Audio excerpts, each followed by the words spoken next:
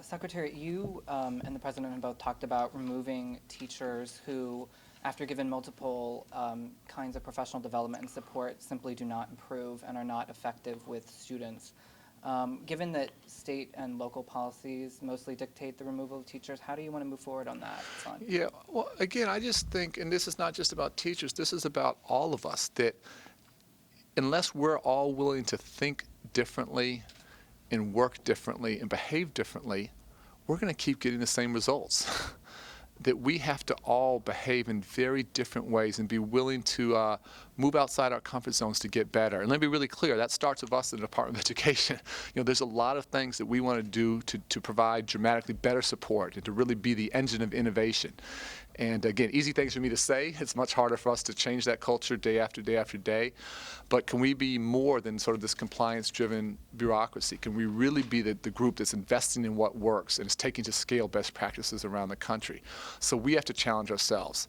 The President has absolutely challenged students to do more. And the line that in his address to Congress that gave me chills is when he talked about when students drop out, they don't just give up on themselves, they give up on the country. That line blew me away. That's a profound thought. He and I are challenging parents every single day that parents have to be part of the equation and they have to turn those TVs off at night and they have to be full and equal partners.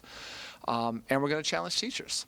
And again, we have phenomenal teachers and we have not begun enough to celebrate them. I think the best teachers in the country are like our unsung heroes, and we want to do everything we can to reward them and incent them. For teachers that are struggling, we need to help them improve. But yes, I do believe at the end of the day, if a teacher is just not making it, and despite help, despite support, despite mentoring, is not improving, I think we owe it to our children to make a change there. And quite frankly, it's better for the teacher to find another line of work where they can be more successful.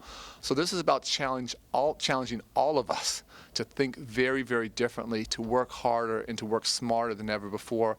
Because I firmly believe that we're sort of at a point, we're at an inflection point. This is a time of economic crisis. I've been arguing this is a time of educational crisis. It is also a time of extraordinary opportunity, historic opportunity, and we owe it to our children and we owe it to our country to push as hard as we can to get dramatically better and to do it as fast as we can. And so simply doing what we've always done, I would argue, is a recipe for disaster. It's a recipe for maintaining a status quo that no one can be happy with. Not to go on too long in your question, but I've met with every governor, I've met with every state school chief, I've met with hundreds of mayors, talking to lots of people. The question, urban superintendents, rural superintendents, the question I always ask at the start of these meetings is which state, which district, whatever it might be, which of you feels you have a satisfactory graduation rate? Which of you feels you have conquered the dropout problem? And when I ask that question, the room gets dead silent. Lots of progress, lots of momentum, some great practices, but there isn't one place in the country we can yet point to that says their graduation rate is high enough and their dropout rate is low enough.